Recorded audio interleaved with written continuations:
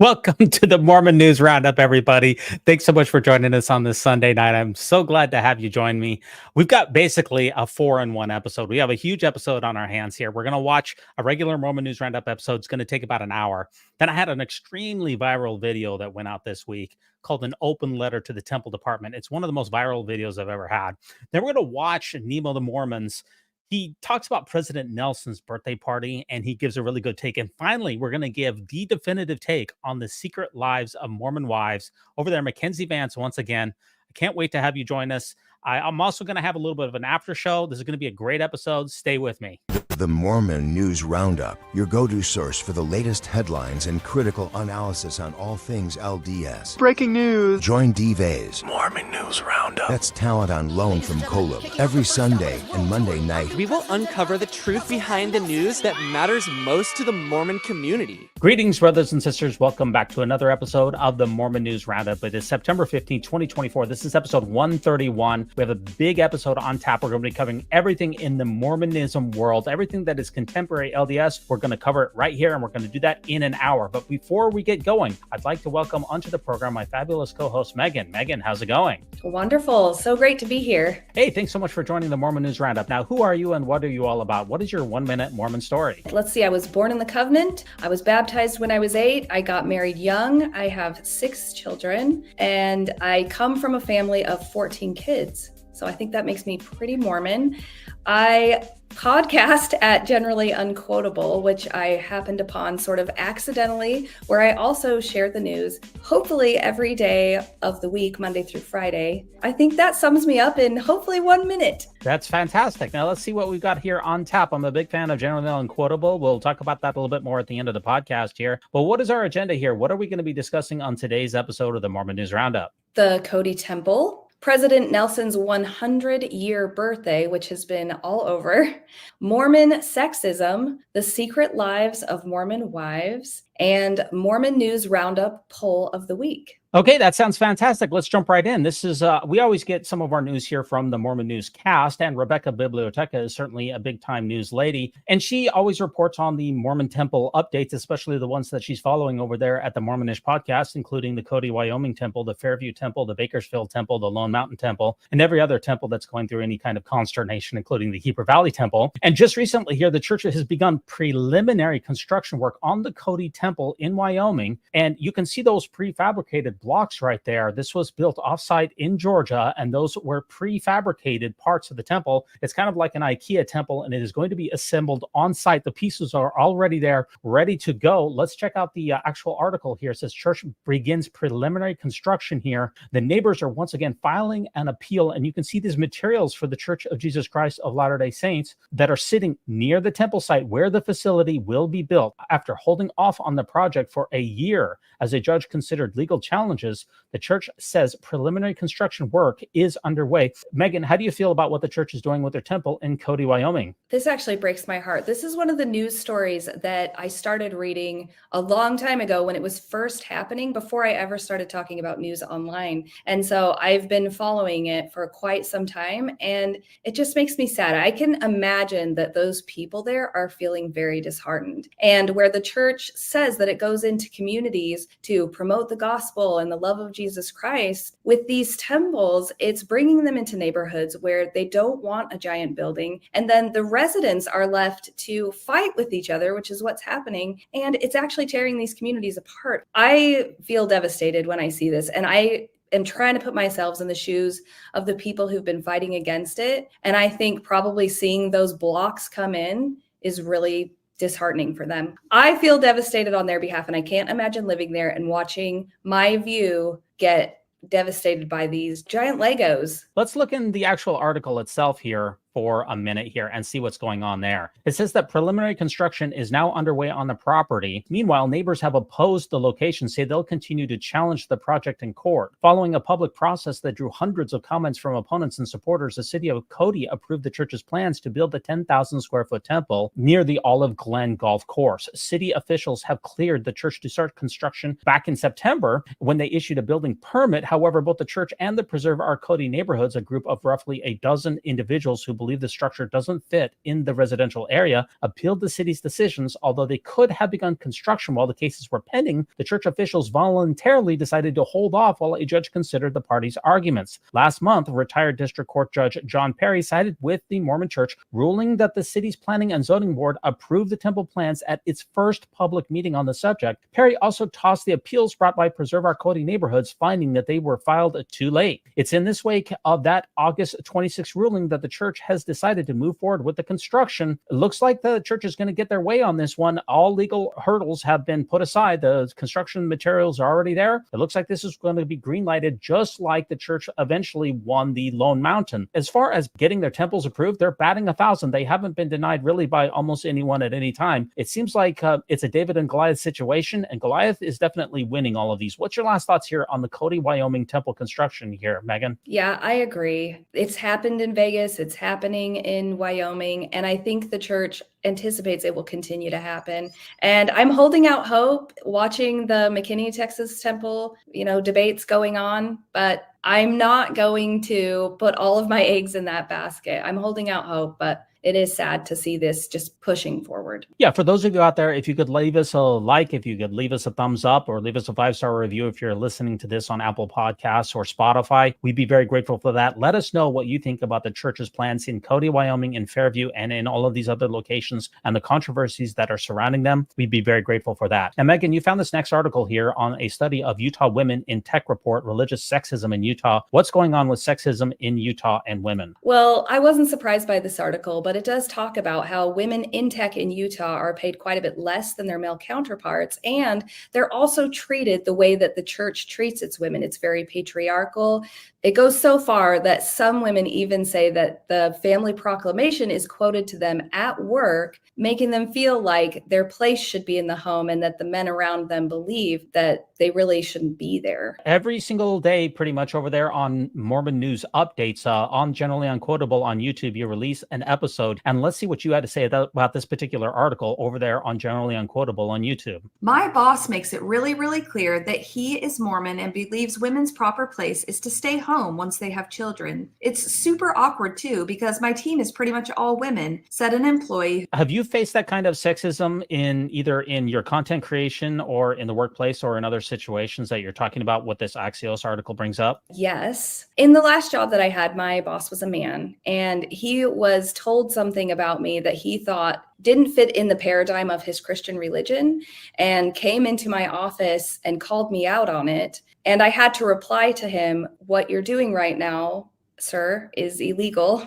And he was shocked, and he was just hoping that I would go along with what he was saying. I'm not going to go into a lot of detail, but I have absolutely experienced similar things in the workplace. This boss was not Mormon. He was very Christian, but held a lot of the same ideals. Well, I'm glad that you're covering it there over on your channel. Let's get one more clip from there that we queued up that talks about this as well. Even our bosses are scared to go to lunch with us or be alone with us in a public setting. They are worried about being seen with us. I have a high-profile role and am a top performer, but at the end of the day, that doesn't matter. So what are you trying to put out with this clip here as far as people saying that they can't even go to lunch with their boss because of the sexism? What are you trying to say here? When I was in seminary in high school, one of my seminary teachers went on an entire tirade one day about men being seen with women who they're not married to. And when I was reading that quote, I was thinking of that very thing, how they're trying to avoid the appearance of evil. So if a man is seen out in public with a woman that he's not married to, even if they're at a business lunch, that could be spread around the ward rumor mill. Yeah, that's definitely something that is basically in the Mormon zeitgeist, that you're not even supposed to have any adult female friends because that would be considered a situation that could set you up for supposedly sinning, and that's definitely to be avoided. So that's a very interesting article. If you want to get more thoughts on Megan on that goal and watch her full-length episode on that, which was on September 10th, just a couple of days ago. Now, I also noticed this particular article here that just got put out here, and it was why the LDS Church just spent $300 million on a farm. And this is a very interesting article here, and I put together a quick video as well that discusses this particular issue. What's something people don't know about the Mormon Church? They're now huge farmland owners in Australia, so what's the church up to in Queensland? It's snatching up farmland. Their subsidiary, Farmland Reserve, just bought over 64,000 acres of cropland. And get this, the price tag was more than $300 million. including water rights. Why, you ask? Well, Australian agriculture is a hot ticket right now. Investors love it for its strong global reputation and the potential for solid returns. But there's more to this story. In 2022, the church's financial practices in Australia came under the microscope. There were questions about whether they were dodging taxes by forming a charitable trust fund. Despite the scrutiny, the church sees a goldmine in Aussie farmland. They've joined a $1.1 billion American push, showing massive confidence in Australia's $84 billion agriculture sector. So what's next? Only time will tell, but one thing's for sure, the Mormon Church is betting big on the land down under. Farmers. I always put a joke at the end there. How do you feel, Megan, about the Mormon Church buying a $300 million farm in Queensland, Australia? That's a large farm, and that certainly is a lot of money. I don't want to make this about me, but every single time I see the church spending that amount of money, I think of the amounts of money that I donated to the church that felt huge to me when I should have been using that money to literally feed my own children. And I didn't have enough to cover the grocery bill, but I was giving my money to the church. And then they're going around the world and spending these vast amounts of money without even thinking about it, when it was a huge sacrifice for me to give that money. Why do they need that large tract of land in Australia? I often wish people could answer those questions. You know, of course, as we've covered in the Mormon News Roundup many times, these commercial purchases are for the enriching of the bottom line. The church is not buying this farm in order to raise food to give away to people who are hungry. They're using it to generate income. I always get a lot of comments whenever I make these videos, and I'm sure you can probably relate to this. People come into the comment section and they give these incredibly ignorant takes. And I'm actually going to release a follow-up video because people come into the comment section and they say the church bought this so that they could feed the homeless. Why are you persecuting the church here? There's hungry people out there, and the church bought this farm so that they could help people who are hungry. What's your problem? And this is why I'm going to be releasing a video soon that's called Arguing with Crazies About Mormon Farms. The crazy thing about this is that a lot of the church members don't realize that all of these commercial purchases, whether it's whether it's renters, whether it's the church's vast real estate portfolio, are not for helping people, even the members like you when you were an active member. It's not about helping other people. It's about enriching the bottom line. And that's what I'm trying to say in these comment sections. But the active members, I don't want to paint people with a broad brush, but I've just seen it happen so many times that they like to imagine a scenario where these massive real estate purchases, that there's some altruistic message behind them that they can defend rationally, because nobody wants to be associated with an organization that is fraudulently and greedily hoarding hundreds of billions of dollars. So they invent these scenarios like with these farms so that they have some kind of rational justification for the fact that so many people are starving to death, and yet the church spends hundreds of millions of dollars on these type of situations. So I am going to be releasing that video, but what's your last thoughts here on church's wealth versus buying farms? And I'm sure you've seen a lot of these people come into your comment sections as well who are trying to tell you that you don't know what you're talking about. I wish that was true. I would love for the church to be out there buying up this land and producing food so that they could help solve the world's hunger problem, but that's really just not what's happening. Unfortunately, that is definitely not what happens for the vast majority of these situations. Now, obviously, the church has some farms and ranches that it does have Bishop's Storehouse that it helps out on, but that's extraordinarily minimal compared to what it normally does, which is to try to raise money for who? For the church itself. And yeah, I wish the church would get involved more with altruism as well. The fact that the church doesn't I think is a valid point of criticism. Our next article here is brought up by you as well. This is the Mormon News Update, September 12th, 2024. And you're going to talk about what's happening in Maryland. Good morning, everyone. Here's your Mormon News Update for September 12th, 2024. First, we will go to Maryland, where the highest court in the state heard oral arguments on Tuesday over the constitutionality of a recent law that removes statute of limitations from civil child SA lawsuits, allowing survivors to file claims regardless of how much time has passed. The Maryland Child Victims Act was passed in April of 2023. The state law allows claims to be filed against abusers and institutions that enabled the misconduct even decades after the acts occurred. The legislation has been hailed as a landmark achievement for survivors of childhood SA, since many individuals are unable to reach a point where they seek justice until long after the typical statute of limitations has expired. Maryland lawmakers knew the law would would face legal challenges and included a provision that allowed an interlocutory appeal to be immediately pursued so that the Maryland Supreme Court could consider the case before any individual lawsuits result in a final judgment. In May, the Maryland Supreme Court announced it would hear a challenge to the law's constitutionality that was brought by the Church of Jesus Christ of Latter-day Saints, and several hours of oral arguments were presented on September 10th. The Mormon Church faces a lawsuit filed since the act was passed, alleging that the church did nothing to stop a minister from assaulting a young girl, even after a probation officer warned the organization that the minister, Frederick Edvilson, should not be left alone with children. Edvilson pled guilty to felony charges in 1985 and is now deceased. However, the civil lawsuit filed against the Mormon Church said the organization failed to take minimal steps to keep the girl safe. Immediately after the lawsuit was filed, the Mormon Church challenged the Maryland Child Victims Act's constitutionality, arguing that the underlying claim should be time-barred since the removal of the Maryland statute of limitations on child SA lawsuits violates due process protections. What is the Mormon Church doing in Maryland with this law? Can you boil it down for us? They're trying to protect themselves from a lawsuit. That's what they're doing. They're not trying to protect the victims. I have not seen them trying to protect victims. They're trying to protect themselves from lawsuits. So basically, we had the church being sued for an old case that happened quite a long time ago. And the church then is trying to litigate that in court of saying, well, you can't sue us for this child sex abuse because it happened a long time ago, and they're challenging the constitutionality. Once again, what we've seen for the LDS Church in these situations is that they do everything it seems in their power to come down on the side of the perpetrator so that there will be no justice served for the individual who is associated with this, who was a Latter-day Saint, as you pointed out later on in that video on Floodlit. And instead of doing something to help the victims, the church is only looking out for itself and typically the men here who are typically causing the abuse. And a lot of people have a lot of problems with that. And I think that's one of the reasons that you cover that on the Generally Unquotable channel. Who was the person who committed or is alleged to have committed the abuse that you covered on Floodlit? Oh, Frederick Edvilson. So Yeah.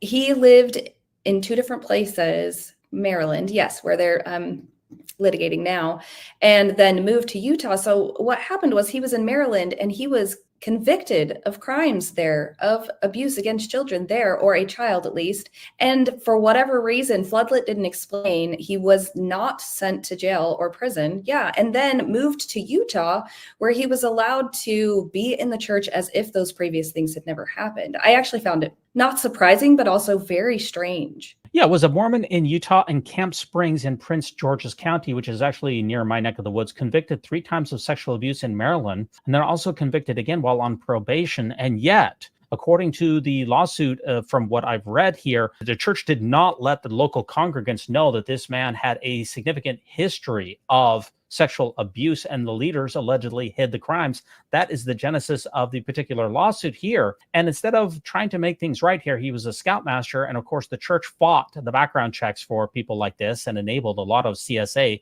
over the years. Tens of thousands of scouts were abused in the program. And once again, instead of trying to help the family have some kind of a justice here, they hid it. And now they're engaging in litigation in order to minimize the consequences of their inaction. That's a significant issue, obviously. What's your last thoughts here on this particularly bad case here in Maryland and what the church is trying to do to get away with the illegal behaviors that they're accused of? I actually went to the church's website and read what they claim they do when it comes to child abuse and child sexual assault. And they sound really great on their website.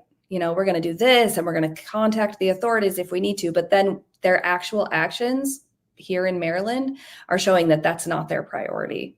Their priority is to make sure that they're not litigated and, like you said, to protect the perpetrator. Now, how do you like my background, by the way, with my thumbnail here with the Provo Temple and the Hulu special, The Secret Life of Mormon Wives? Are you following this here, Megan? Oh, absolutely. I haven't watched all the episodes yet because I was out of town, so I got a little behind, but I am definitely following it. And I'm a little bit embarrassed to say I'm totally sucked in, but I also, yeah, we'll get to it. I have some comments about the show. Yeah, absolutely. And if you look, this is why I nicknamed my moniker here, The Sacred Lives of Mormon Wives. That's a tongue-in-cheek reference. And here they are at the now torn down Provo Temple right behind me. And they're all in a row here. And yeah, this is taking Hulu by a storm Secret Lives of Mormon Wives. Maybe you've heard about it. It's a new reality TV show. It's causing some controversy here in Utah. It features 8 Utah mom TikTokers, all part of a group called Mom Talk. But who are these women? Are they really swingers? And are they members of the Church of Jesus Christ of Latter-day Saints? What's the deal? Our Sarah Murphy asked them directly. Here's a question for all 3 of you. Secret Lives of Mormon Wives. I've heard a lot of questions. Are you guys members of the church? Yes, we're all raised. We're all members in the church. Yeah, I was active for about 25 years. So I grew up in it, baptized, married in the temple. I haven't been active for a little bit, but I definitely still consider myself a Mormon. I was raised in it. Yeah, thank you. One of my records, I'm still in the church. I don't actively go anymore, but most of the girls on the cast are every Sunday going.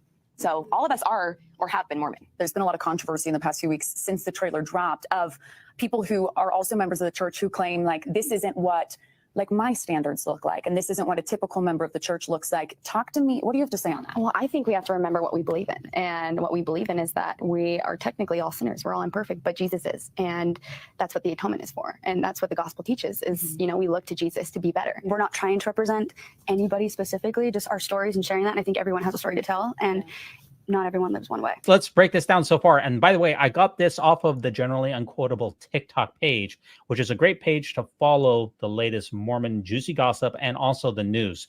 What are you getting here so far from this interview, which was just dropped a couple of days ago? Well, there's been a big stink from active Mormons saying these women don't represent us. And so the women are coming out and saying, we're Mormon. Just because we don't Mormon the same way you do doesn't mean that we shouldn't be considered part of your congregations and be able to seek community there the same way that other people do. And I actually talked about this before it started getting a little, you know, as big as it is now, because when I was reading through the first articles that came out about the show, I was thinking the same thing.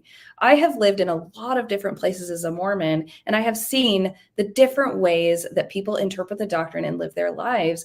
And I would not want to be one of those people saying, you're not Mormon enough. I was incredibly strict with the rules. And I'm going to be honest, I was a little jealous of those people who felt like they could maybe take their garments off every once in a while and wear a sleeveless top or something. And so I have mixed feelings about the way the show is going, but I love that these women are doing what they want to do inside the Mormonism that they have created for themselves. Okay, let's keep on going. In the trailer, we see teases of drinking. What would you say to those members who are claiming you're not following those standards? Mormons do live those lives as well as the ones that they're trying to represent. People do have affairs that are Mormon. They do drink. They do struggle with addiction. And the difference between us and other people, like other people who are drinking in the church and doing, you know, all of those things, is that we're actually talking about it. We're actually owning up to a lot of these things, which Taylor is a perfect example of that. And which I think we need to be better at as a community, culture, and religion.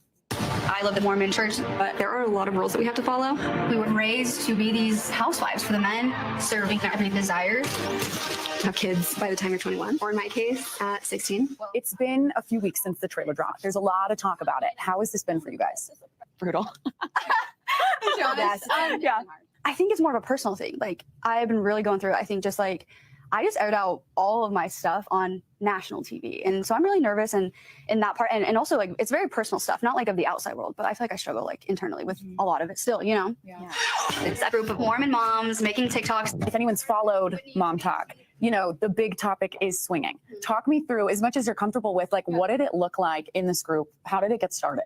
Soft swinging, whatever you want to call it. It's just basically we're all being intimate with each other. It wasn't like full on. Swinging is a thing here in Utah. It's like pretty big in the Mormon religion, which is crazy. Not just in Mormons, but like swinging is a thing. Megan, you know, I lived in Utah for a long time, and I can tell you that the people that I hung out with, there wasn't a lot of swingers in Utah. And she says that swinging is a thing and actually quite common. Has that been your experience? Because that seems to be the vast exception rather than the rule. Yeah, I've heard people talking about this for years, and I have yet to talk to someone who's actually been involved in it, right? I lived in Utah for a while. I mean, when I was younger, but also as an adult. And it's not something that I ever saw or heard about a firsthand experience. I'm sure it happens, but I don't know that it's as widespread. I think if you take like the videos on the church's website and then the Secret Lives of Mormon Wives, the majority of church members are somewhere in the middle, but there are people on the fringes, right, who are ultra Mormon or more like the Secret Lives women. Okay, got it. Let's continue on with this interview. Yeah, I ended up catching feelings for one of the men in the group, and we had an affair. It was almost as if like Taylor did wrong. Everyone hates Taylor, but like we all were doing wrong things in our marriages already.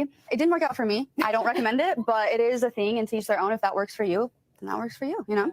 we don't want to yuck their yum, but at the same time, I think people are assuming that we're coming on the show saying Mormons swing, and that's not the message we're trying to send. We're just sending a message that we all have made mistakes and we're sharing them and we're growing as we learn, you know? When you guys first started the group, did you ever think it would get to this point? You'd go through a swinging scandal and have a TV show and get to this point? Not a clue. Yeah, a lot can happen when you speak truth. Yeah. Okay. I guess I'd like to end with this. The trailer dropped a wave of conversation. What are those final things you want people to know going into the show release? For me, it's that no one's perfect. So if you're going to point your finger, smell it first. I think that we all have something to learn and grow from. So don't judge us if you have something to hide as well. For members and non-members, I hope they can look at my story as an opportunity for them to learn and grow and just, to learn from my situation. Just to give a bigger picture of what our lives look like behind the scenes.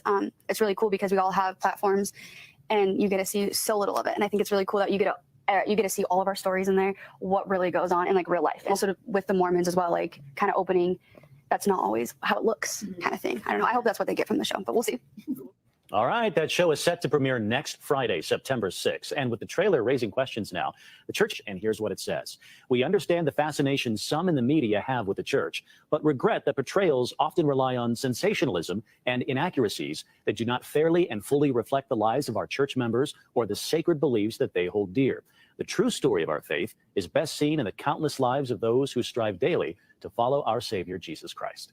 Okay, is this sensationalism and an inaccurate portrayal, or is this actual reality for the lived lives of some exceptional but still real Mormon women? So many thoughts. That statement could have been said about someone trying to say something sensational about Joseph Smith, right? That could have been an apologetic from the church about Joseph Smith, but they're talking about the secret lives of Mormon wives. And I absolutely think that there are members of the church who live their lives that way. I mean, we're seeing it. Those women are members. It happens. It's out there. There is this culture in the Mormon church that especially when you show up at church, you always show up as your best, right? You dress your best, you put your smile on and you go to church and you show that you're happy because the church tells you if you live their principles that you will be happy. And if you go to church and you step outside that, it's frowned upon. Like one time in Relief Society, I was sharing a personal experience that was happening that was hard, that had not been resolved, right? A lot of people come to church and they share their horrible experience after it's been resolved. But I was in the middle of something and I shared it in Relief Society, and the Relief Society president actually got complaints that Relief Society is not a therapy session. Sorry that happened to you. Let me just ask you one last question maybe on this, because a lot of the criticism, at least that I've read of this particular show, is that they're capitalizing on the name Mormon, which is typically a conservative ideal. There's no swinging or anything like that. And although they may technically still be members, they don't really believe in the religion and they don't really practice anymore. So they're trying to sensationalize and capitalize on the good name of Mormons in order to cash in on a buck. And they're doing it in an unsavory manner. Is that a fair criticism? I don't think so. I still consider myself Mormon. So there was a couple of years ago, but when I was still practicing, one of my kids came home from school with a project about culture. They were supposed to bring something to school that showcased their culture. And they were like, Mom, what's our culture? And I had to think about it for a couple of days. And I was like, our culture is Mormon. So a lot of people grow up with these rich cultures from their ancestors, from their backgrounds. And my culture is Mormon. So even though I don't attend church anymore, I was raised culturally as Mormon. And so a lot of the ways I interact with people still come from that. Even if you leave the church or get excommunicated, if it goes that far that you get excommunicated, culturally, many people are still Mormon for their entire lives. Yeah, some people who are excommunicated will still refer to themselves as Mormons because, I mean, it is a deep indoctrination. It's an ingraining inside of yourself. And it's not just something that it's like having a Costco membership. Once it expires, well, I'm not a member of Costco anymore. It's a deep part of your persona. And I think that a lot of people who would criticize these women don't really know what it's like to be raised in a high demand religion and then to leave it behind. They're seeing a lot of struggles and there's a lot of experimentation that goes with that, because when you're raised outside of the church, or if you're raised in a secular environment, you get to know a lot of your morals a lot earlier in your life. Well, a lot of times these women have left somewhat recently, or they were raised LDS and they're still experimenting with what they want to do with their lives. And I think people casting judgment and saying that they're trying to cash in on a buck on the good name of Mormons, I don't think that that really is a fair criticism. This is another weird article here that I came across here from Ryan Josiah over there on TikTok. I've had him on the Mormon News Roundup a couple of times, and this is a bizarre headline. Mormon Church has decided to kill elk. How about some weird Utah news? The state of Utah recently teamed up with the LDS Church to secretly cull 170 cow elk. Now that's a sentence I never thought I'd say. This herd has been steadily growing and is now apparently nearly twice the size it should be for this area, which is in Morgan and Rich counties. Too many elk has led to devastating consequences, such as 80% of deer in the same area died over last winter, starved essentially, because they just couldn't compete with all these elk. These elk are on church-owned land, on the Deseret CWMU, or Cooperative Wildlife Management Unit.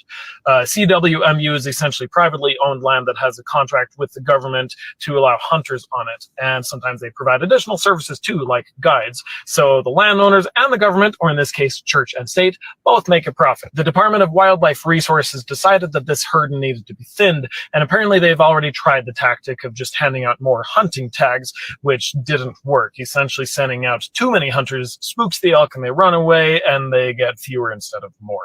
So instead, church and state teamed up to secretly lure, trap, and shoot the elk. Why secret? Well, when asked, they said, well, I guess we could have told the public about this culling project. Yeah, you could have, but they really didn't want to. Look at these emails that explicitly say just how relieved they were that this hadn't hit the media. Oops. I think they wanted to keep it a secret for two reasons. The first is that this is a great example of just how little the state of Utah separates church and state, or at least the one true church and state. Because this project cost $53,000, but only about half of that was covered with taxpayer money. The rest of it was covered by the CWMUs. The other reason is this. Remember this bill that was hastily written and then signed into law last year, ignoring the voices of wildlife experts, making it possible for any hunter with just a regular hunting license to go out and hunt a cougar, no tags required, 365 days a year. If you know anything about ecosystems and food chains, you know just how stupid of a law this is. Somebody obviously paid big bucks to make this law and is very invested in keeping it a law. So when we have a situation mere months after this bill was signed into law that makes it so glaringly obvious why wildlife experts were screaming at Capitol Hill to not do what they did, you bet they want to keep that a secret. Their wallets are counting on it, which is why I am doing my part to make sure you know about it. Utah's government is corrupt from the top to the bottom. Not every person, but every level. Let's expose that corruption together, shall we? Okay, this is one of the weirdest news articles that I've come across in quite a while. It seems like whether it's the church's for-profit ventures in Queensland, Australia, spending $300 million this week, or this bizarre killing of 170 elk. When you go and watch the church news or look at KSL or read the Deseret News, they never cover any of these articles that I would like to talk about. They only cover the Keep Sweet, Pray, and Obey articles. What's your first reaction here to the Mormon Church killing a bunch of elk? Can we hope that they're going to grind up that meat and freeze it and send it to people who need it? Because I don't think we can. I very much doubt that the church will do anything of the sort. And really what these hunting preserves are all about, and it's the same with the farms. What are the purposes of these hunting preserves? Typically what the church does is these are very exclusive properties that are absolutely beautiful. And the church owns a number of them that are typically in the Intermountain West. They have some in Payson, they have some in Richfield, they have some all over the place. And what they do is when high profile congressmen or even other celebrities or other people come to Utah, they will take them out hunting with senior leaders of the church in kind of a Putin-esque kind of bro sort of thing where let's get together and let's hunt some defenseless animals down that we've raised for this entire purpose here. And then they also do it even when the senior leaders of the church are not doing it. They will sell these hunting passes for, I've heard, up to $10,000 a piece, because this is a beautiful area where they have all of these animals that are ready to be hunted and slaughtered down. And I don't think that they use it for any food. And I find the practice to be rather distasteful. I mean, you can hunt on your own, but I really think that if you're going to be hunting in these capacities, that you should be using it for food. And I'm not sure that it does. This is just another one of those bizarre things that it's like, okay, we have a religion here that is trying to teach us to be like Jesus and live good lives. But when we look at the practices of killing elk and spending hundreds of millions of dollars on farms and hunting preserves and things like that, it's just really bizarre out there. It's just another one of those weird Mormon articles. Yeah, it's a side of the church that I did not know existed until I was out of the church. When I was a kid, I thought my dad was going to be a general authority someday, right? Because in my eyes, he was so big, but I did not understand that because we we weren't wealthy, that made it very unlikely. But there is a bros club thing going on. When I was paying my tithing and ushering my 6 kids to church, I was not imagining the brethren and their besties out hunting on scenic, expensive ranches. They talked about the guides for these ranches. What they do is they call senior missionaries to staff these ranches. They're not paying these senior missionaries. In fact, the senior missionaries themselves are paying to be the guides for these ranches for the wealthy people who come on, who pay up to $10,000 for the passes, or when a Mormon apostles and, like you said, their besties come out, they show them where all the animals are that are ready to be slaughtered. And that's the way that these individuals serve the Lord. It's one of the most bizarre practices in all of Mormondom. And there's a reason that the church never covers these things in the church news or in LDS news. If you want to get these juicy tidbits, you're going to need to either go to Generally Unquotable or stick right here on the Mormon News Roundup. And that does take us to our featured article this week, Megan. The LDS president, Russell Nelson, turning 100, why his historic presidency matters. What do you think here? Mitt Romney was on hand, the former Republican candidate for president. McKay Coppins, who wrote the famous biography on President Nelson. Brandon Flowers, who is the lead singer of the Killers, as I believe it, and a bunch of other big-time people wishing President Nelson a happy 100th. What are your thoughts here on Rusty turning 100? I've been talking about this on my channel, and I'm torn because I don't want to say somebody can't be in charge because they're old, right? I don't want to be ageist. I also believe that people, especially when they're above 90, pushing 100 and turning 100 years old, need more time to rest. Do we know what his mental state is? We don't. I know there have been prophets in the past who declined so far that they couldn't present in front of people anymore. They couldn't be at a temple dedication without mixing up their words. So how much of what we see of him nowadays is when they get a good moment, they record something and they put it out there, and then behind closed doors, his health is far more declined than we think. But we will never know because they'll keep this shiny exterior. So I'm excited that people are excited for him, and I want to mirror that. I just also wish that for his sake, he could probably get a little rest. Well, think how many times when he does all these pre-recorded videos, which is what he does now, you're probably having to do that with multiple takes. And then you splice together all of the best takes to try to make it appear that he has this full mental capacity. And that's a serious and I think legitimate question for a man who is worth $300 billion. Remember, the church is a corporation soul. As the richest man who has literally ever lived, I think that we have a right to wonder what his mental capacity is. Whether you're a member of the church or not, it's an important question. Let's play a couple of clips here that go over this birthday party. We'll start here with Nemo here. He said, what did Russell M. Nelson say at his birthday? What did Russell M. Nelson just say? At his birthday party, during a rendition of We Thank Thee, O God, for a Prophet, Russell M. Nelson said this. But what did he say? Here it is again in slow motion.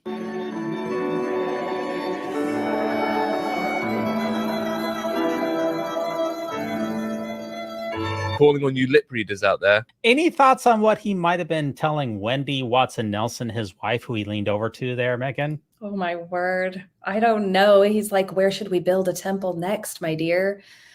What rural neighborhood can we find out there? It was strange to me because he went online months ago saying the only thing that I want for my birthday is for you to serve each other. And then he shows up at this giant celebration. So I'm not saying he asked for the celebration, but he kind of asked for them not to do it. And then he showed up anyways. Well, there was the world record for the birthday cards. And of course, the church was involved with that and getting him the world record for the most amount of people who wished someone a happy birthday, which I believe was somewhere around like 25,000 people. And there was another world record that was set recently as well, where there was the most amount of speed dating. It seems like the church is trying to set records in some really odd ways. You know, the world record that I think that President Nelson could set would be the most amount of money given away by one human being on this planet. He has the ability to set that world record instead of birthday cards. And instead of these balloons, he could make a difference in a way that no other person on this planet ever has or ever will. Over there at Trexmo, this is kind of an amusing take here. Starting off fresh, new apostle, on track to be the prophet someday. 50 years later, he made it to 100. Seriously? Well, you got to be really old to get to the top, don't you, Megan? Yeah. And I noticed when Elder Bednar so I was at BYUI when Elder Bednar got called as an apostle, and he looked young and fresh. I'd see him walking down the sidewalks, right? And then it happened so quickly. He looked like that other picture on there. He looked gray, and it looked like he'd aged quite a bit in a very short amount of time. It's very taxing, I understand, to fraudulently and shamefully hoard billions of dollars and to not spend anything. It takes a toll on a person mentally. That's what I understand understand. I wouldn't know that for a certainty, but I have read that online in Reddit. But, as far as Legos is concerned, President Nelson, he's not going to be able to play with those Legos anymore because it's age 40 to 99, right? Yeah, Legos are out. Sad. President Nelson turns 100 today. Y'all know what that means. No more Legos.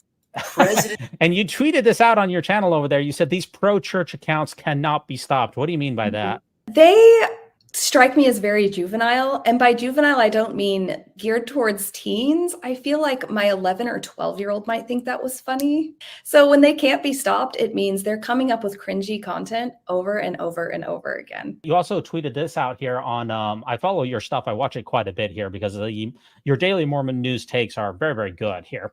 Utah Governor Cox declares President Russell M. Nelson Day here in Utah just a couple of days ago. Let's hear what's going on with President Cox and President Nelson. The governor of Spencer J. Cox, the governor of Utah, just made the following declaration. Let's read it. Whereas President Russell Marion Nelson was born September 9th, 1924 in Salt Lake City, Utah. Whereas President Nelson is the 17th president of the Church of Jesus Christ of Latter-day Saints, sustained and set apart on January 14th, 2018, and is the oldest president in the history of the church. Whereas President Nelson graduated from East High School in Salt Lake City as a valedictorian, received his BA and MD degrees, the University of Utah, then served his residency in surgery at the University of Minnesota Hospitals and Massachusetts General Hospital, and was awarded a PhD degree from the University of Minnesota. Whereas President Nelson served honorably in the United States military, first in the United States Naval Reserve, and later in the United States Army Medical Corps during the Korean War. Whereas President Nelson is an internationally renowned surgeon and medical researcher, having performed the first open heart surgery in Utah at age 32, served as president of the Society for Vascular Surgery, a director of the American Board of Thoracic Surgery, chairman of the Council on Cardiovascular Surgery for the American Heart Association, and president of the Utah State Medical Association. Whereas President Nelson has served in the church in various capacities and callings throughout his lifetime and was sustained and set apart as a member of the Quorum of the 12 Apostles on April 7th, 1984. Whereas President Nelson is the father of 10 children, 57 grandchildren, 167 great-grandchildren, and 1 great-great-grandchild. Wow. And following the passing of his first wife, Dancel White, in February 2005, married Wendy L. Watson in April 2006, whereas President Nelson has called upon all of us to be peacemakers, emphasizing the importance of opening our hearts to those whose lives are different than our own, for we are all children of a loving God. Whereas President Nelson has made tireless efforts to build bridges of understanding and preserve freedoms, and was named the inaugural laureate of the Gandhi King Mandala Peace Prize from Morehouse College in 2023, whereas, in commemoration of his 100th birthday, we honor his life's dedication to kindness, love, and welcoming spirit. Now, therefore, I, Spencer J. Cox, Governor of the State of Utah, do hereby declare September 9th, 2024, as President Russell M. Nelson Day in Utah. Signed, Spencer J. Cox, Governor. That's a lot of whereases, Megan. That was some statement that was put out. People who are unfamiliar with government declarations did focus on the whereas part, but that's very common when you write a declaration, that it will say whereas at the beginning of every single paragraph.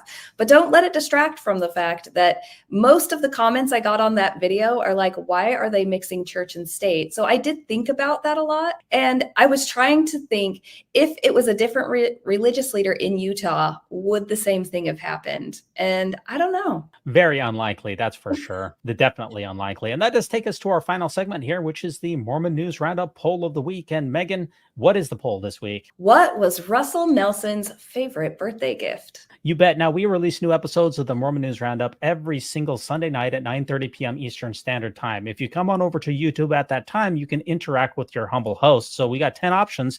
If you'd be the first person to take our poll, I'd be very grateful for that. How about number 1? DNA test kit to help him finally find the Lamanites. Yeah, that could come in handy there. They're pretty hard to find, as I understand. They haven't been really able to track that down. Do you think you'd like that present? Yeah, it maybe could prove some things right, or maybe he wouldn't like it because it'd prove him wrong again. How about number 2? Jetpack for heavenly travel, so he can visit all his temples without needing a private jet. Yeah, my understanding is that the first presidency flies on a private jet, whereas the apostles generally fly commercial. I don't know that for a certainty, but President Nelson has not been out of the state of Utah except for one time since 2020 in the last 4 years. The jetpack could actually help him to be able to dedicate all of those temples that he's spending tens of billions of dollars on that he does not dedicate himself. What do you think about this jetpack idea? I think he should push for teleportation. The Nice. jetpack might be too slow. Got it.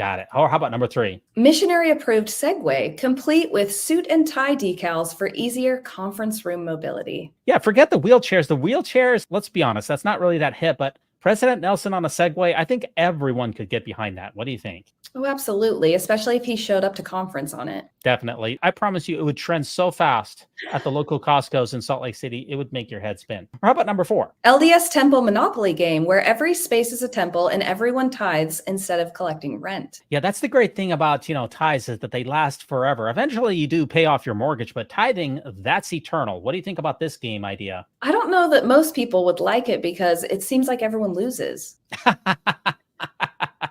Well, there's always one winner when it comes to tithing. We'll just put it that way. That's for sure. Mm-hmm. Or how about number 5? Custom made ivory white walker cane modeled after the one used by Moses, plagues not included. Yeah, I think President Nelson will look pretty handsome with that picture on the left there with a nice white walking cane. What do you think? Could he part the Great Salt Lake? That's a good question. He's been said that he is a modern day Moses. In fact, in the church news articles, you will hear him refer to that. I would just like to see him do anything that Moses was supposedly able to do. That much I would really like to see. Unfortunately, we've never seen anything remotely like that. Or how about number 6? Salt Lake City throne, a gilded chair for presiding over general conference. Which one of those two do you like the best? The one on the left, the one on the right? Which one do you like? Yeah, the one on the left. I think the ambiance with the other white men surrounding it, it feels very realistic. Yeah, it does. That looks pretty handsome. It's even got the red velvet back chairs. I do like that look myself. If I had a chair like that, I would occasionally sit upon it. Or how about number 7? Second set of golden plates, this time engraved with the SEC's fine statement. So much for the lost pages. If we could just get another Book of Mormon golden plates with the SEC on there, that's something I can really get behind. I could sink my teeth into that. What do you think? I think that one's more for us. Whoever gave that gift was probably ex-Mormon, and it was very self-serving. Ah, gotcha. New seer stone with Bluetooth for prophecies and texting simultaneously. No, this is for Brad Wilcox. Those are pretty handsome, though. I've been told over and over again by actually President Nelson and Brad Wilcox that a seer stone is just like a cell phone. If we could just upgrade them with Bluetooth, I think it would really work out. What do you think? Yeah, I don't know why God can't get up with the, new aged technologies. Indeed. Or how about number 9? Celestial hearing aid enhances spiritual promptings from the beyond. Instead of have Wendy waking him up in the middle of the night with the glowing pen, we could just get him a celestial hearing aid. That could make his revelations a lot more easy to hear. What do you think? Far fancier. And maybe it could come with a recording device so he doesn't have to write them on that yellow notepad. So out of date. Good point. Or finally, we have number 10. Ensign Peak inspired money clip because even prophets need a stylish way to hold on to their billions. This is sad. Which picture do you like, though? You got 2 money clips there. The one on the left, one on the right. Which one do you think? You like them? The one on the right. The guy seems very imposing, right? Okay, got it. You're You not like taking those this money from clips. me. For those of you out in the live chat at this time, if you could please cast your votes. What was Russell Nelson's favorite birthday gift? Megan, we gave you 10 choices. If you could be the first person to take our poll, we'd be very grateful for that. I went back and forth, but I'm going to have to go with the Segway because I really just want to see him ride it into conference. If I had to, go with a second, I'd choose the throne so he could ride his Segway to the throne. I do like the sound of that. That does look pretty good. And that reminds me, we are up to our final segment here, which is the Mormon News Roundup Joke of the Week. And I believe that you have that for us. Yeah, this is a joke I made up a couple of years back. Why did Brigham Young cross the road? I don't know. To get to the other bride. Naturally, that's an old, but it's a classic. That's definitely a good one there. How do you like this thumbnail? First of all, Renegade Mormon Newswoman meet Megan. How do you like that thumbnail? I think it's great. I happened into this space on accident and I have loved being here. So yeah, I love it. So what projects are you working on? How can people get in touch with you? They can email me at generallyunquotable@gmail.com, or of course, make comments on my YouTube page, which is at generallyunquotable, or on TikTok. And I'm working on the same thing that I've been working on. So what happened was I was reading the news every day, the Mormon news. And then one day, this was in December, on TikTok, I decided to just read it out loud on my TikTok. And people really loved it. So then I just kept doing it. I haven't come up with a ton of projects to do or anything super fancy. I just get up in the morning, I make my coffee, and I read the news to people who want to hear it. I do it Monday through Friday, and then on the weekends, occasionally I'll share like a special report. Oh, you know what? That reminds me. I am working on one where I had a listener reach out and ask me questions about disciplinary councils because she was not allowed to go to her husband's disciplinary council. So I've been reading through the handbook about disciplinary councils, and I do plan on sharing that sometime in the next couple of weeks. So here's that generally unquotable YouTube page here, and you'll see you get Mormon news updates April 29th, but you also have occasionally some special projects like Mormons That You Need to Know or 10 Notorious Mormons. You do have occasionally some non-news related articles like Chloroform in Print or some of his other things in there. It's not just news related, right? You know, it's kind of a stream of consciousness thing for me. I will do the news, but then if I think of something else during the day, sometimes I'll just put it up there. So you will get a tiny little glimpse into how my mind works, for better or worse. And you also have a TikTok page out there. What are you doing on your TikTok page there? That's also a lot of Mormon news, but also some other things as well. What are you going to see if you go to Generally Unquotable there? And you're almost at 10,000 followers. Way to go. I know. It's kind of wild. I have mixed feelings about it. I love that people are getting the validation that I have gotten through podcasts since I left the church. And it's also a little bit intimidating and scary because I feel like just one small anxious person alone talking about the news. But yeah, if you go to my TikTok channel, you will see the daily updates Monday through Friday. And then, like I said, if I'm on Instagram and I see that the church posted something kind of silly or cringy, I'll take a little screen grab of that and I'll throw it up on my TikTok too. And I don't always comment a lot because I don't always like to steer the conversation in a certain way, one way or the other. I like to start getting people to discuss. And sometimes I will comment, but sometimes I just put something up there and I'm like, I just want to see what people think. So it seems like you're kind of a pot stirrer out there, right? You like to stir the pot. Or I just put something out there and I let everybody else stir it. Very nice. Now, as far as the things that I'm working on, releasing on Tuesday is the ultimate guide to LDS news shows, best sources for Mormon updates. I give a complete overview of every Mormon news program that is out there. You actually are on this, obviously. Generally Unquotable is there. The Mormon Newscast, the Mormon Stories, This Week in Mormons, and also the Cultural Hall hosted by Richie Stedman and a couple of others that are all focused on Mormon news. There's a bunch of us in this space. If you come on over on Tuesday night at 9:30 p.m. Eastern Standard Time, you can check out this particular episode, which I think is very, very good. On Monday night, tomorrow, I'm releasing the Mormon Movie Reviews, which is a review of The Fighting Preacher released by T.C. Christensen, which talks about when the church abandoned Palmyra after Joseph Smith and all of his contemporaries, all moved out west. Eventually, the church wanted to come back and buy up all of the space of Joseph Smith's home, the temple grounds, the sacred grove, and they called a person on a mission to come back and do that. And this is a depiction of that. Have you ever watched The Fighting Preacher, Megan? I have not. I'm hearing about it right now from you. If you want to come and just have a review of it, it's a 10-minute review. And every Monday night, I review an old LDS classic or an LDS affiliated classic. This is an interesting movie. It is in a complete whitewash, as everything that T.C. Christensen does. The faith promoting narrative is incessant, but it is an interesting story. If you join us on Monday nights, you will be able to see that. I'd like to give a thanks to our Patreon and channel supporters out there. Really appreciate that. If you could find a way to donate to the Mormon News Roundup through our Patreon or by joining our YouTube membership, I would greatly appreciate that. Megan, thank you so much for coming on the Mormon News Roundup. You're welcome. Thanks for having me. I just want to say, people who aren't in this space, I don't think always understand how difficult it is to be in this space. So I want to thank you for showing up, being in this space for as long as you've been doing it, and validating people, getting the news out there. I think it's really important. Well, thank you very much. That means a lot. I'm glad that we were able to get together. It's been a couple of months in the making, but it's been a great time. Hopefully we can do some collaborations in the future as well. This won't be a one-time. I want to give a shout out to Weird Alma on bandcamp.com for this episode's music. Always think celestial. And Megan, remember.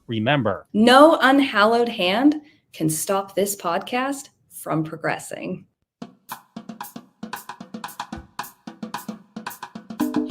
When it comes to nicknames of the church, such as LDS Church, the Mormon Church, to remove the Lord's name from the Lord's church is a major victory for Satan. Satan. Okay, hey, thanks so much for joining us. We're going into extra innings here. We got such a big week on our hand. Our next up here, we have an open letter to the church's temple department. And this has been one of my most viral videos that I ever made.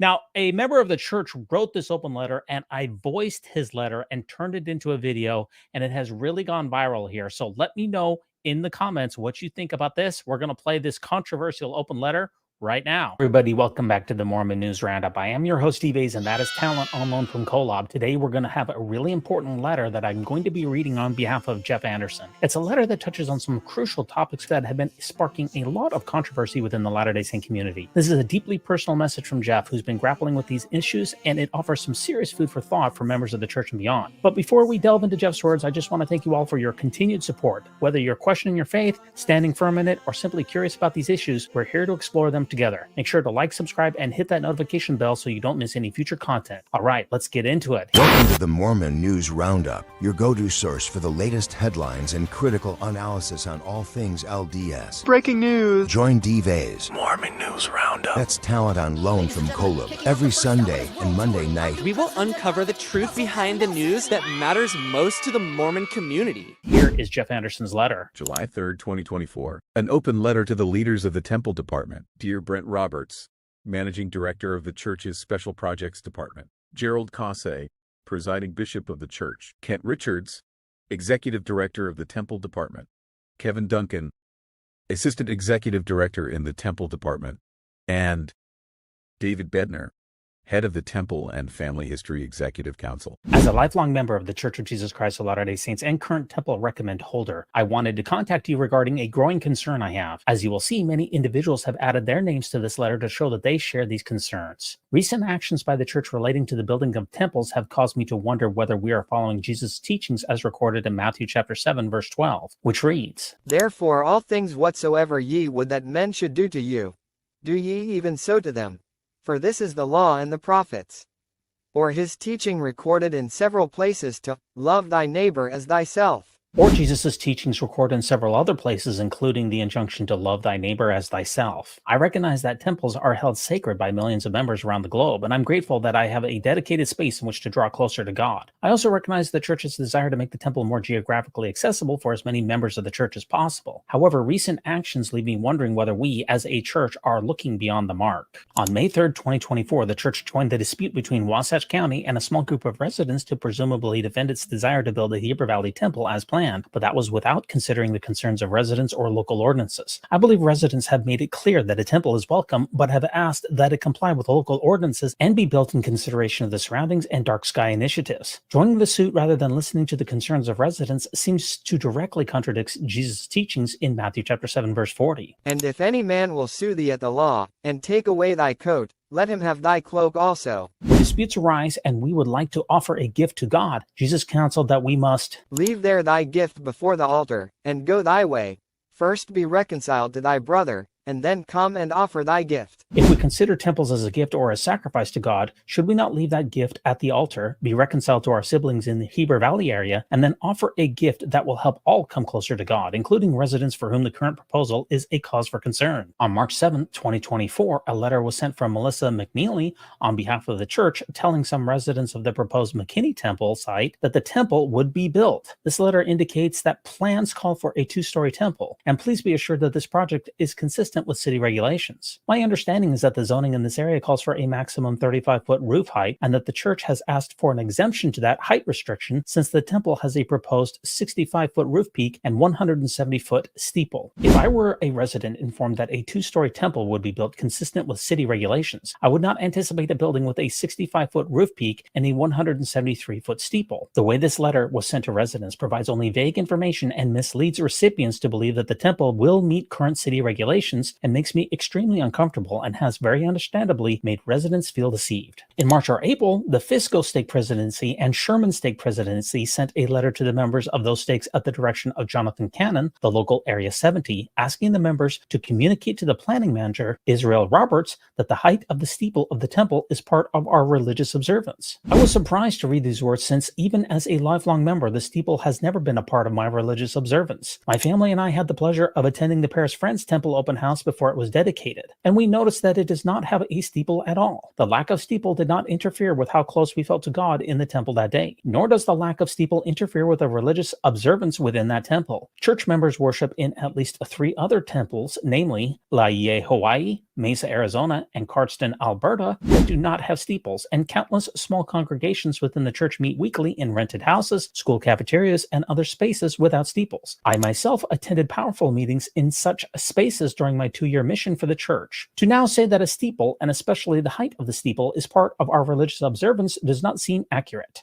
Thus, if I lived in this area and was asked to express this sentiment to the planning manager, I would not do so. The aforementioned letter also tells the members that a key message of the communication to planning manager, Israel Roberts, needs to be on the importance of the temple and how it allows you to worship as you choose, to practice your faith, and that the building itself is a symbol of your faith, including the steeple if you feel to be specific in that regard. This statement brought back to my mind the words of Gordon B. Hinckley, who was the president of the church during my most formative years, when he was answering questions following the rededication of the Mesa, Arizona temple, which ironically, and as mentioned before, does not include a steeple. President Hinckley relayed the exchange as follows. A Protestant minister asked, "If you do not use the cross, what is the symbol of your religion?"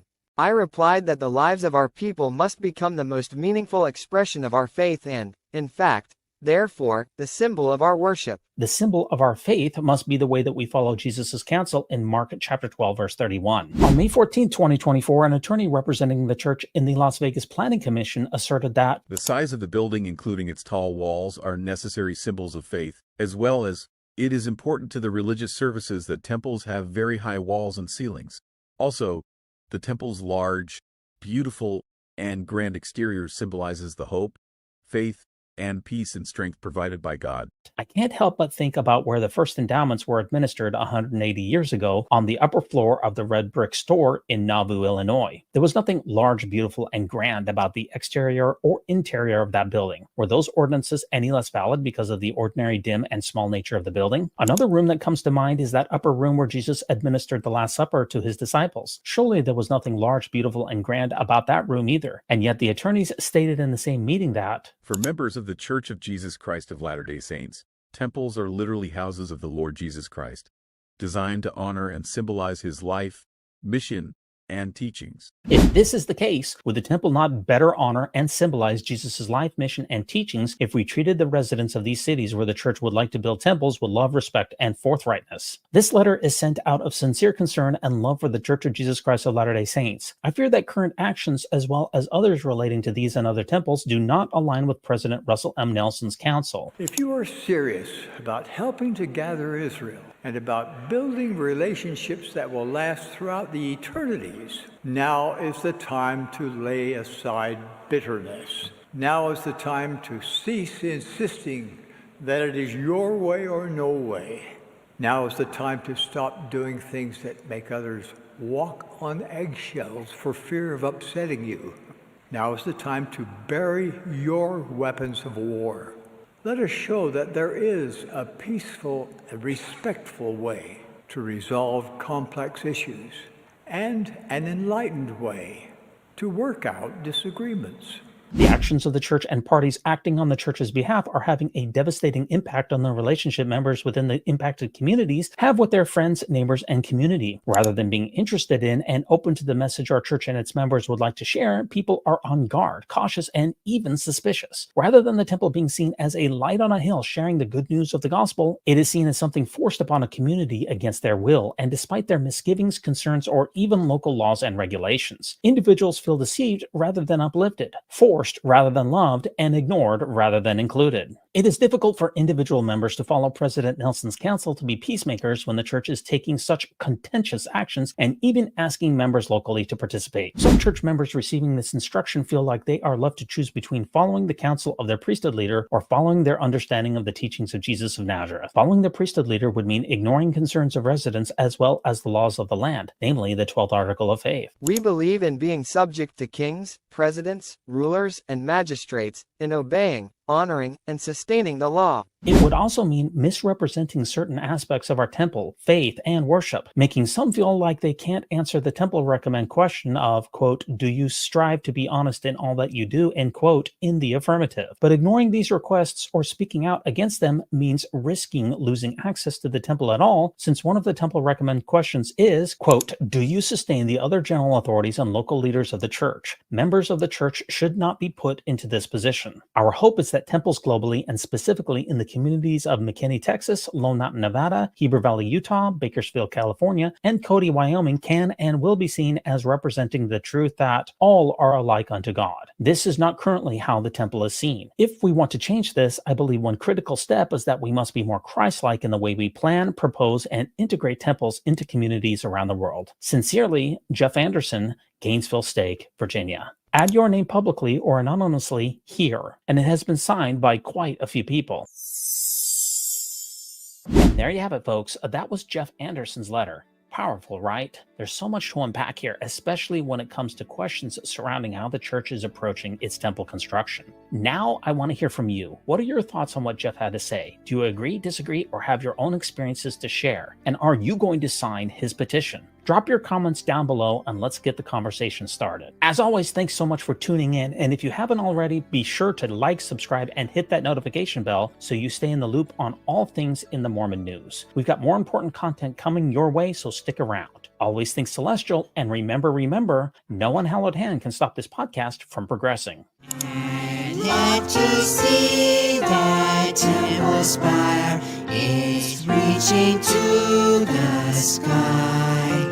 It's made the way God wants it, insanely tall and high.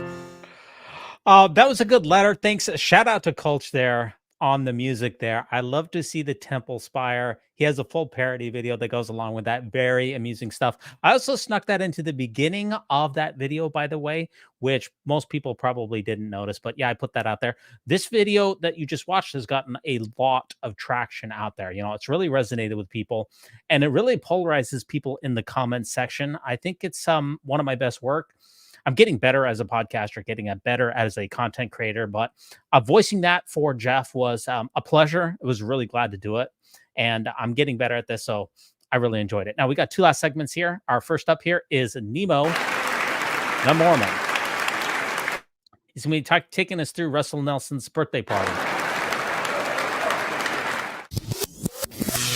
Hi everyone, Nemo here. While the church were busy trying to discipline me for things unspecified, they were also busy celebrating the 100th birthday of President Russell M. Nelson. Happy birthday, President Nelson. Happy birthday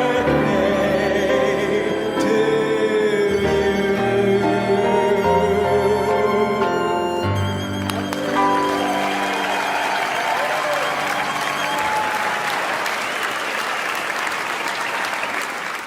And so as not to overshadow the birthday boy, and without further ado, here are my top 5 takeaways from Russell M. Nelson's 100th birthday bash. Number 1, he's not dead. With rumours flying around that Russell M. Nelson was dead already and Dallin 8 Jokes is running the show, it's great to see that, at least physically, Russell M. Nelson is doing better than we thought. With that said, his speech was pre-recorded, he seemed to lose his spark fairly quickly, and there were some pretty harsh cuts. So while it could still be true that Russell M. Nelson may not be running the church day to day anymore, he's not quite as close to death's door as perhaps I and others have speculated. Unless of course this was pre-recorded. After all, much of this celebration was pre-recorded. The live elements in the conference centre theatre therefore may also have been pre-recorded. But that would mean that those who attended are not being honest on Instagram and other social media platforms about when they attended, which I find unlikely. Either way, Russell M. Nelson was certainly alive as of the 5th of September, which brings us to our next point. On the 5th of September 2024, Utah Governor Cox met with Russell M. Nelson to let him know that the 9th of September has officially been declared Russell M. Nelson Day in Utah. While I'm not sure there's a ton to say about this, let me know in the comments if you think that's appropriate or not. And while the whole state of Utah may now have to acknowledge that the 9th of September is Russell M. Nelson Day, the whole of Utah certainly wasn't at his party. In fact, point number 3 is that his party was much smaller this time around. For his 95th birthday celebration, Russell M. Nelson lapped up the adulation in the main hall of the conference centre. For his 100th birthday, Russell M. Nelson was much more demure, more mindful.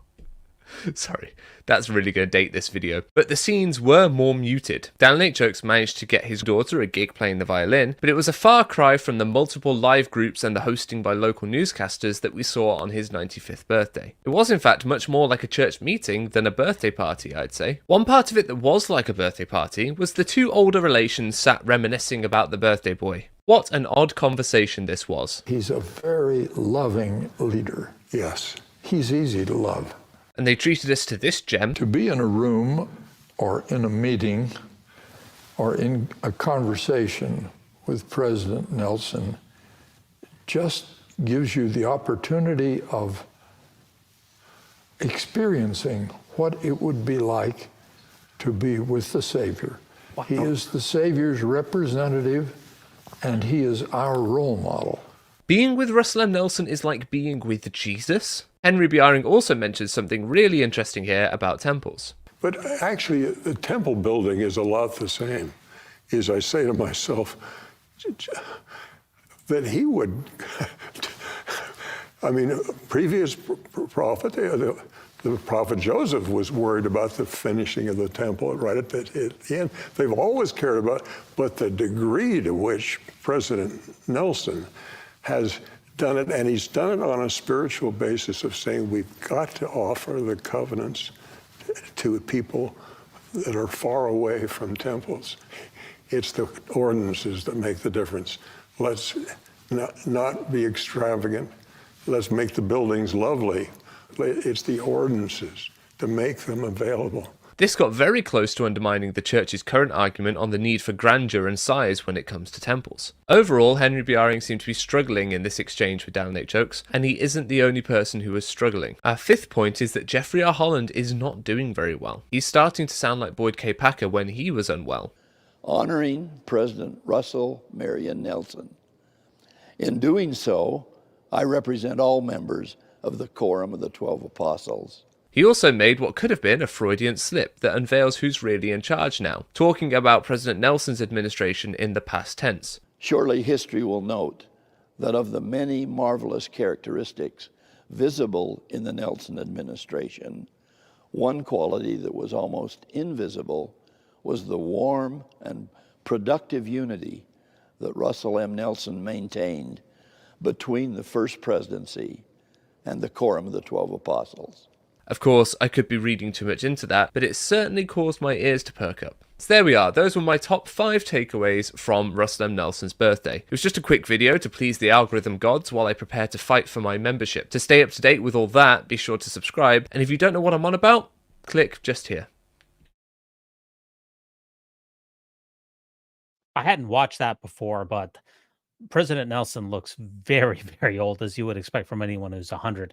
And Elder Eyring there also does not look that great. Oakes looks pretty decent, but Holland looks like he's in rough shape. It looks like Oakes, in my mind, is in the best looking shape out of all of them. That this is obviously very peak cringe. I do have President Nelson directly behind me here, opening up those birthday presents. Very amusing takes here. Our final take for the night here, folks. Thanks for staying with me. This is about a 20-minute video, and she's going to give it to us. I haven't had a chance to watch it yet. Mackenzie Vance, once again, is going to give us her supremely snarky take on the secret lives of Mormon wives. I believe this is episode 1, and this is going to take us out. Before you go, be sure to hit the notifications, hit the thumbs up, hit the subscription. Really appreciate that. Let's see what Mackenzie has to say about the secret lives of Mormon wives. Before we get started, I just wanted to promote a cause I'm really passionate about. This channel is getting more eyes on it, and I talk about a lot of stuff that really doesn't matter in the long run, so I wanted to bring attention to a nonprofit that is dear to my heart called Floodlit. Floodlit.org is a database consisting of reports of abuse within the LDS Church, and they just published their 1,000th report this week, which is incredible. You can report a case anonymously to them. They have a map, they have resources, stories, and I read a tweet the other day where they were again asking for donations. They use it to maintain the website, to request public documents. So go ahead and check them out. And if you can, make a small donation. I know they would really appreciate it. This is not sponsored. I would never accept a sponsorship from a nonprofit. That is crazy pants. I just have been thinking about them a lot, and I want to be able to help them as much as I possibly can. So head on over to floodlit.org. Thanks. Hi, my name is Mackenzie, and fun fact about me, I like to know things. I like facts and figures and proof, receipts, timeline, everything. And being spoon-fed misinformation my entire life has been a wild ride. So I learn something new every single day. What I have learned recently is that I am not always right. I know. I'm shocked too. And something I want to recant, if you will, is something I said in my previous Taylor Frankie Paul video. I still stand by like 95% of it, and I do encourage you to watch it if you don't know who I'm talking about. And it seems like she does like some things about the church, but doesn't like some other things. So what's the problem? The problem is she doesn't represent Mormonism at all. So when she puts Mormon mom in her bio, she's doing it for attention and clout. Oh, brother, this guy stinks! Listen, there are a lot, and I mean a lot of reasons to criticize Taylor Paul, but saying she only claims to be Mormon for the clout is false. And I feel bad for giving into the narrative that there is only one way to be Mormon, because it's simply not true. I don't feel bad for anything else I said in that video, because she is still telling lies and is still a convicted felon. So, but she is Mormon, and a lot of members have been very upset about her claiming that, just like I was when I was young and naive 4 months ago. You know you got me f***ed up if you got me defending Taylor Frankie Paul, okay? Like, you need to do some serious introspection if that is what it has come to. Because I am not a fan. And my feelings on this subject began to change before the Secret Lives of Mormon Wives even began, because that's when a lot of members of the church started to get upset about the show's existence and just the trailer. Just thought I'd give you guys a quick heads up that this show that Who is coming out with, called The Secret Lives of Mormon Wives, is a total misrepresentation of our religion. And I feel it incredibly distasteful. I feel it's such a bummer. It could have been such good entertainment, but because of them bringing in the religion to use it as clickbait, I will not be watching. Yikes, Aubrey Grosson. This is Aubrey Gross, and not very motherhood rooted in Christ of you. Tell me, how is it distasteful to use the name of a religion in a show where people are that religion? And we all know you want to call them sluts and whores, so just do it. That's what all the misogynistic men are doing on Twitter. Also, I noticed the reel right next to it said she was in an MLM, and yep, she is an olive tree people, so that checks out. Don't listen to these immoral heathens who are the breadwinners of their home, providing for their family through brand deals. But I, a good Mormon who scams people for a living, am a moral, upstanding member of the church. Like, how dare you use my religion for entertainment purposes to make a profit? That's only okay when my church does it, and a lot of other people we've never had a problem with. Like, the Mormon Church consistently makes a profit off of poking fun at their own religion, and has historically been okay with members of the church doing the same thing. But because Hulu is producing this, it takes away all that gloss and polishing and bias, so they're mad they can't control the narrative anymore. Not that people are making money off of being Mormon. Where was all this outrage when The Oath came out and Darren made an entirely separate plotline based on the characters of the Book of Mormon? Is that not sacrilegious? Is that not actually totally misrepresenting Mormon beliefs? Is that not using a religion for profit? I just don't quite think that's what the issue is. This is what we call an emotional reaction, not a logical one. Like, I talk a lot of shit on my channel, but it's because I know my shit. I watch stuff I normally wouldn't all the time so that I can have an informed opinion on it. And so many members of the church formed strong opinions before it ever aired. Here are some more LDS women from a podcast I have mentioned before called Ward Radio reacting to the trailer. Bye. Like, I somebody just take the wheel for a second while I gather my thoughts, please.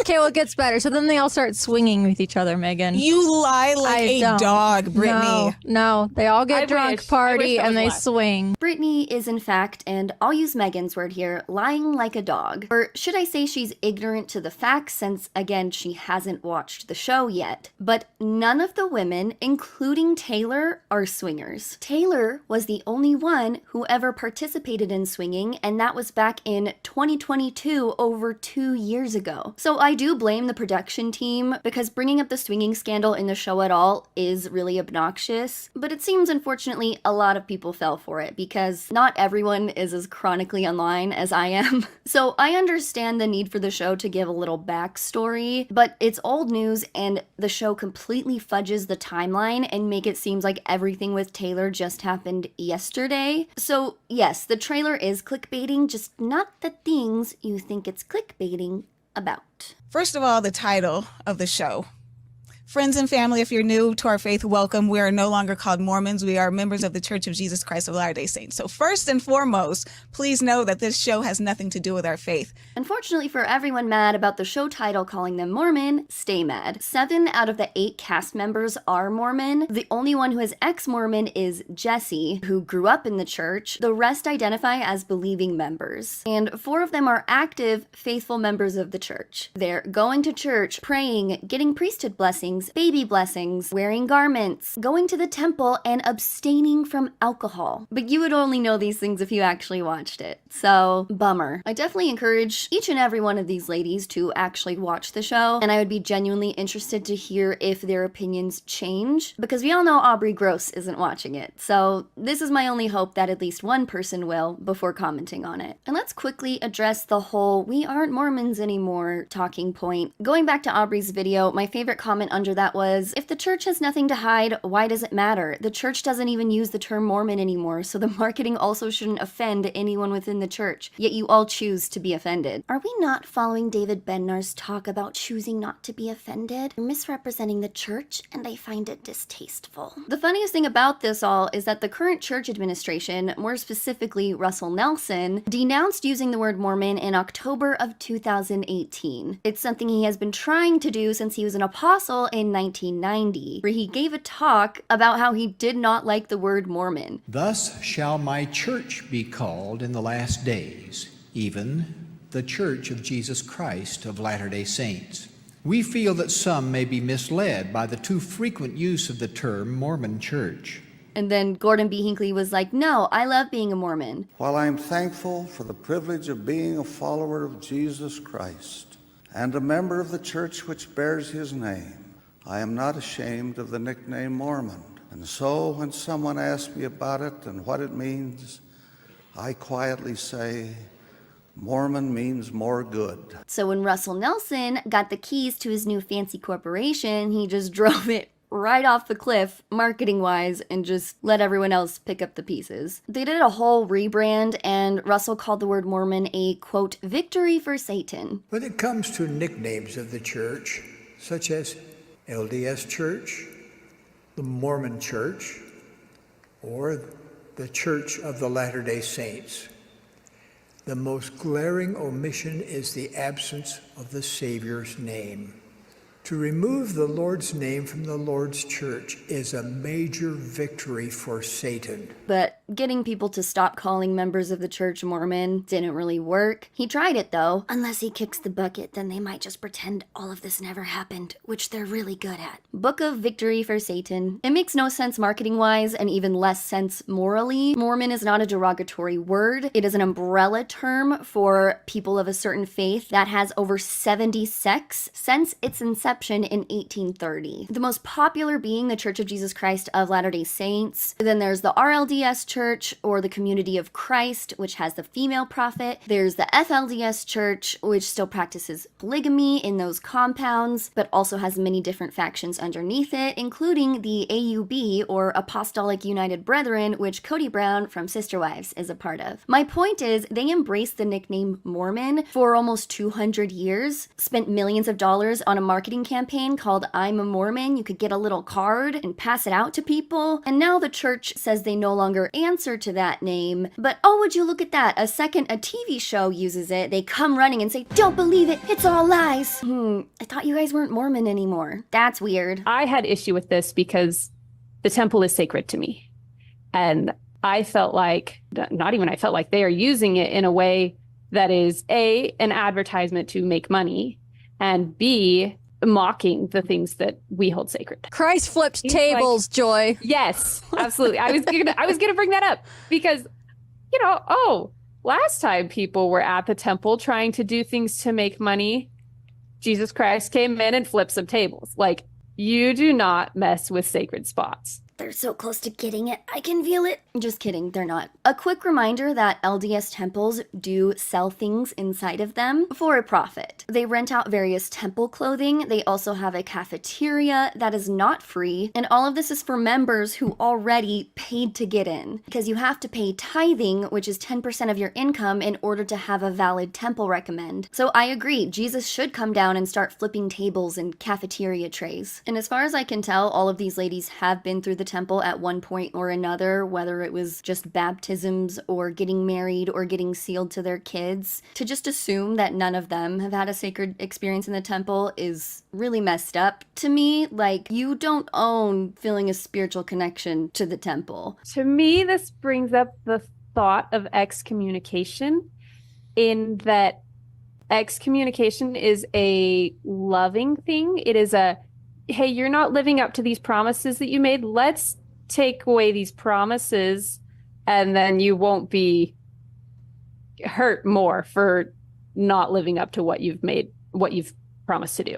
Girl, excommunicated for what? Twerking on TikTok? I may be wrong, but I don't think the word twerking has been added to the church handbook unless they've updated it recently. They don't even excommunicate people who abuse children. What makes you think what these women doing are on that level? For anyone who's not aware, being excommunicated from the Mormon Church means that the leadership has made the decision that you are no longer a member, and you have to be rebaptized if you want to go back to church. Here are the rules that some, not all, of the women are breaking that do not result in excommunication. Dancing, having fun with your friends, swearing, drinking coffee, wearing immodest clothing, drinking alcohol, also not an excommunicatable offense. That's not a word, but whatever. Fighting with your friends. You know what is an offense worthy of excommunication? Speaking out against the church, criticizing its policies or leaders in any capacity. Like this little guy, Nemo the Mormon. Look at him. Look at his face. This man has never done anything wrong in his entire life. He just received a summons to a disciplinary council from his stake president after making YouTube content for years, where he will get to defend himself for 45 minutes. He's not allowed to bring legal counsel, he's not allowed to record the meeting, and the final decision is not up to him. He is on trial for, let's see, having an opinion, not assaulting anyone, not traumatizing little kids. Those guys are fine. They said they were sorry. Madness.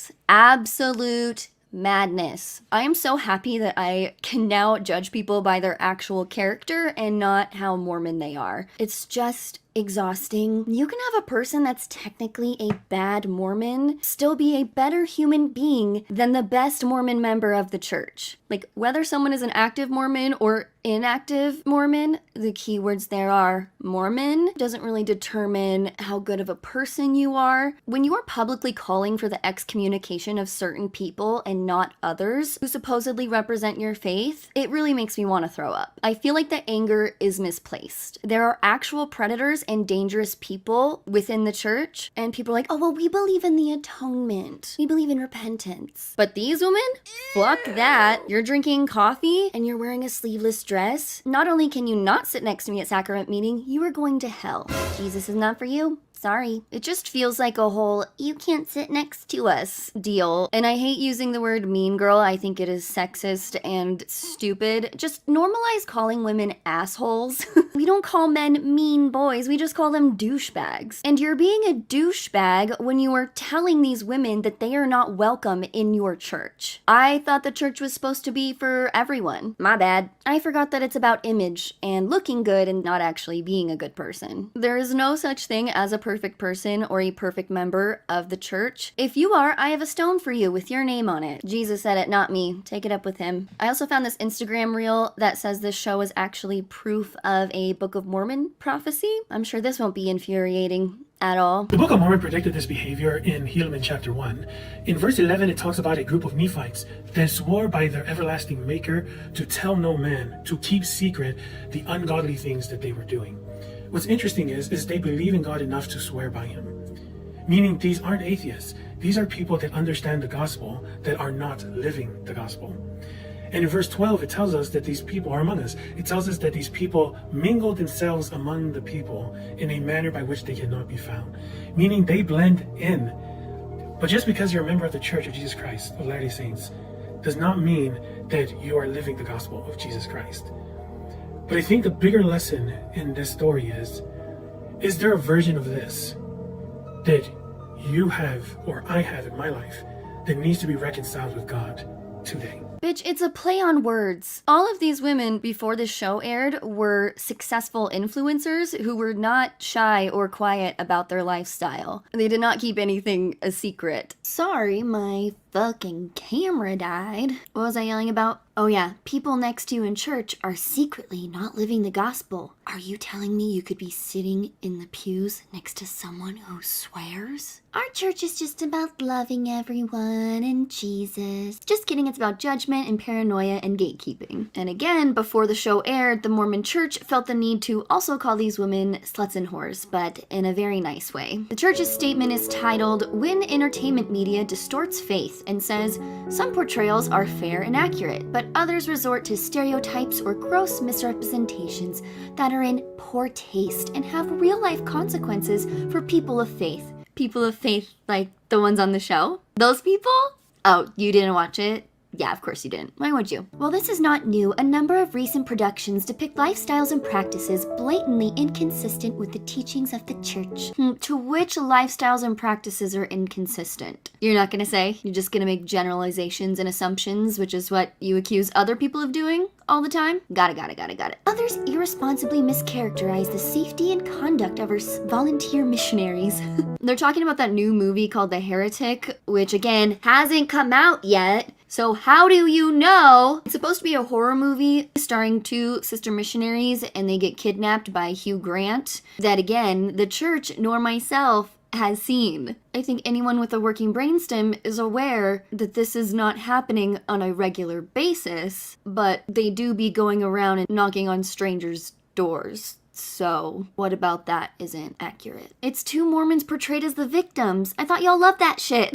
I should do a video on that movie when it comes out. How fun would that be for like Halloween season? Anyways, I'm getting sidetracked. We understand the fascination some in the media have with the church, but regret the portrayals often rely on sensationalism and inaccuracies that do not fairly and fully reflect the lives of our church members or the sacred beliefs they hold dear. You mean the lives of the church members that hold sacred beliefs on the show? What are you talking about? The amount of times anyone on this show misrepresented the teachings of the church is zero. They made it very clear if they were making a choice that the church doesn't agree with. For example, some of them said they drink occasionally, but that it's against church teachings. Or that they drink coffee, but they're not supposed to. They aren't saying, yeah, Mormons can drink now. Every single Mormon does this. It's like a new thing. The only one who has mischaracterized anything is the church and the holier-than-thou uppity members who have only watched the trailer. The best people misrepresenting Mormonism has and will always be the church. But media literacy